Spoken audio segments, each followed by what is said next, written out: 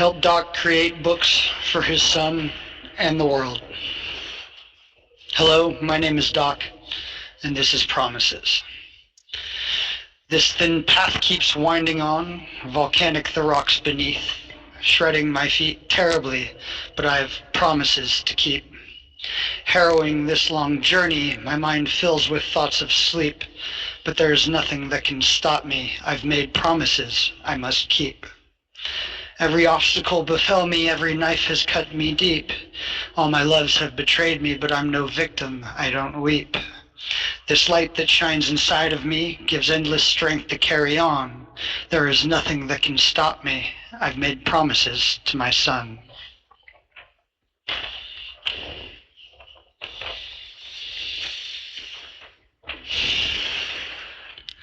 I, like many of us, have overcome a difficult childhood, to say the least, having been sexually, physically, and emotionally abused, starting at the tender age of 5. I was thrown into a world filled with lawyers, social workers, and child protective services. This created struggles with mental health and addiction at a very young age.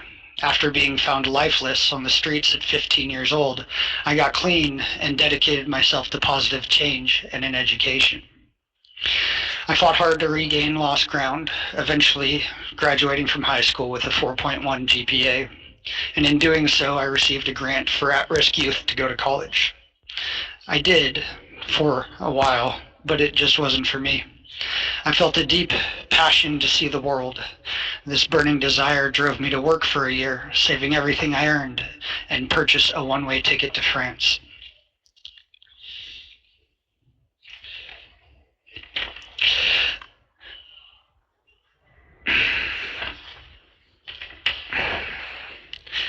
An amazing adventure ensued, living and working in hostels to pay my way.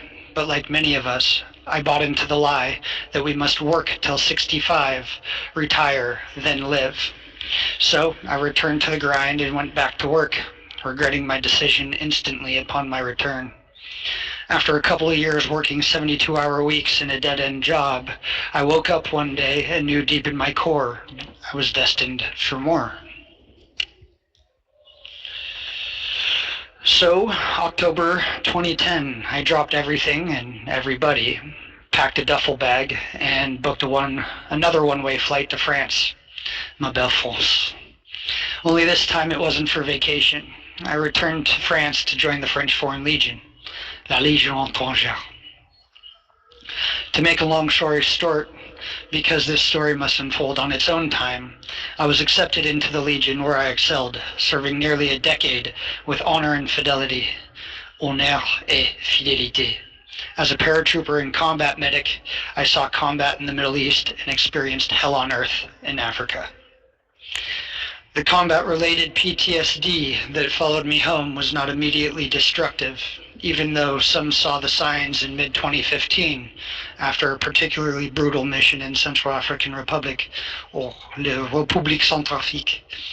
It wasn't until the death of my baby daughter on December 6, 2016, that my whole world came crashing down. Rest in peace, Julia. Papa loves you. My partner and I went on to eventually have a healthy baby boy in January of 2018. But by that time, I was just a shell of a human being. Broken mentally and in constant physical pain, I sought out treatment everywhere I could. But in France at the time, just as I imagine it is today, combat PTSD was viewed as taboo. Myself and the others from various frontline units were suffering and dying in many cases from this debilitating disease, and we were treated like black sheep by the institutions that were supposed to be helping us. Frowned upon just as someone would after getting a coffee stain on a white shirt, we were treated chemically, force-fed dangerous medications that did much more harm than good and essentially zombified us. Delay, deny, hope you die was their motto, just as it is here in the United States. I tried my best to be a loving father, but every day and night I battled thoughts of suicide and the myriad other symptoms of PTSD I was afflicted by. Slowly but surely I fell into a dark abyss of despair, guilt, and hopelessness from which I could not escape. The fuel from which I functioned became ethanol and fear. Somehow in mid-2019, barely clinging on to life, I managed to make a cry for help to my family back in the United States. And I made the decision that if I was going to decompose, I certainly was not going to do so around my son. I was not going to pass my pain down to him. I love you, mon fils. Je t'aime, mon grand.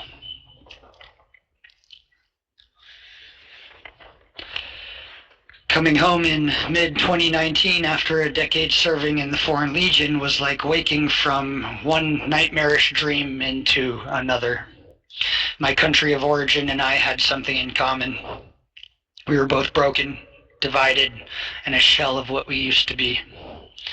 I sought out treatment once again, but even those closest to me were not listening. After hitting every dead end possible due to the fact I didn't serve in the American military, I gave up. After a nearly successful suicide attempt, I had one psychiatrist prescribe me a blood pressure pill and send me on my way saying, "Everything's going to be okay, son." As some of you can imagine, and for all of you who have a combat veteran who suffers from complex combat-related PTSD know, shit got out of control. By the end of 2020, I was incarcerated, where I remain to this day awaiting my fate. After another bloody, nearly successful suicide attempt from within an isolation cell, I experienced a deeply spiritual NDE, or near-death experience, that profoundly changed my life. I must keep this brief only because you will read and come to understand this transformation in the books that you helped me to create. For now, it suffices to say that I experienced salvation, enlightenment, a breakthrough, whatever you want to call it, and it changed me at my core. I soon found my voice again through pen and paper and sometimes toilet paper and mustard. My son and I are separated by half of the world. He's in France, I'm trapped in California with no contact, and I needed a way to pass the virtues, values, and morals of a loving father to his son.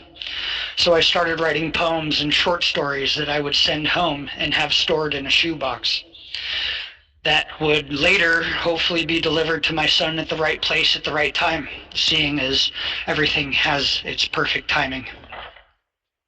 But this is not enough for my son. He deserves so much more. He deserves something he can hold, something he can see with his own eyes, now at the age of 7, not at 17. After having this epiphany, I had a dream similar to the NDE, where the universe, God, a higher power, whatever suits you best, instructed me to write a children's book for my son. This book was written with conviction.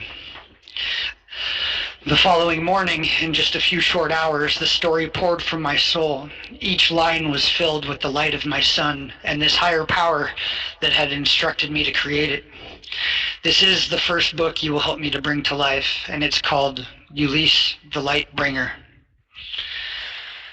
Watch the following video for Ulysse the Light Bringer.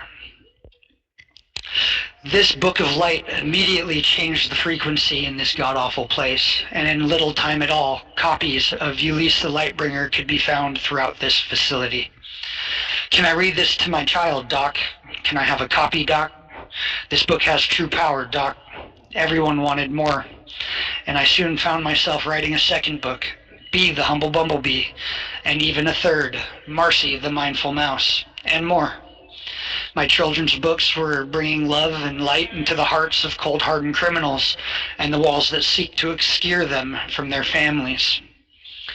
Within a couple of months, I created a literary society in here, which we encourage others to pick up the pen, turn their focus inward, and by doing so, be freed from this place. Getting out by going in. Go figure. This also led me to create a program called Doc's MBS Reboot. mind, body, spirit. This program is open to anyone who wants to meaningfully change and self-realize. I had to do this on my own, purchasing books and materials, because this facility provides no truly life-altering programs by design. Through mind-body awareness, meditation, yoga, intense exercise, and better habit forming, we remind ourselves of our self-worth and divinity, regenerating and healing that was for so long damaged. It gives me great joy to say that not one of the men who have graduated my program has returned to jail or prison. And in the majority of cases, they are thriving in their communities with their families. This revolving door for-profit system hates me. So herein you and I sit, only 2 years after having picked up the pen, and we now have 12 children's books ready for illustration and publication, and 8 books in the Doc's Thoughts series, which mirrors the program and philosophy I run in here. This is where you come in, and I want to say how excited and grateful I am to have you here if you've watched, read, or listened this far. Namaste.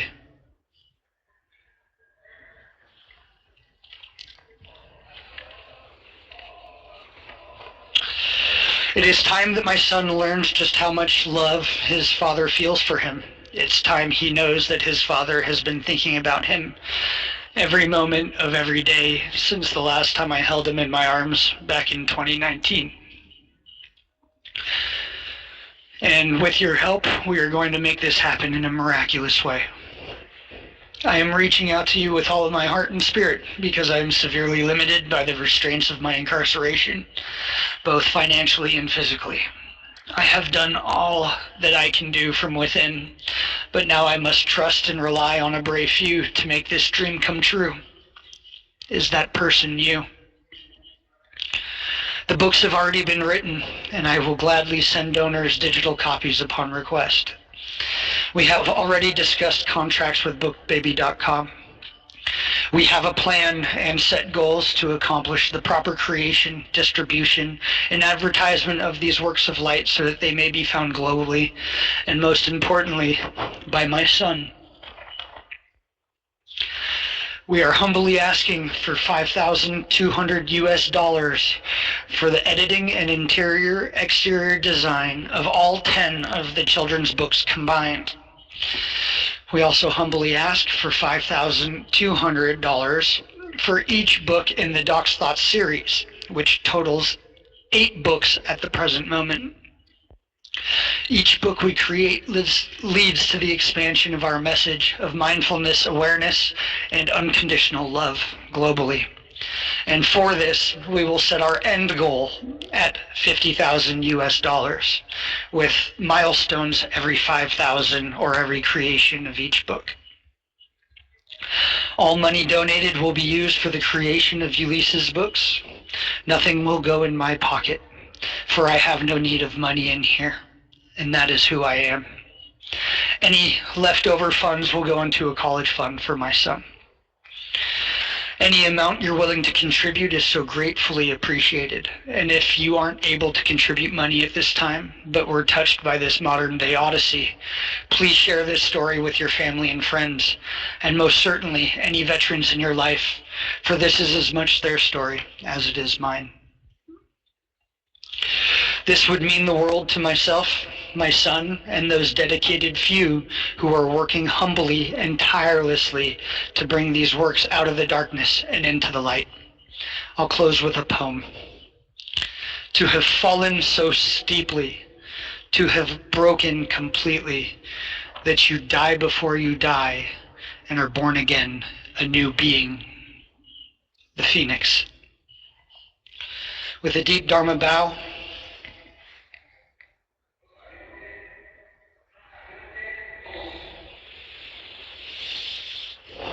eternal gratitude and unconditional love. This is Doc signing off. Thank you.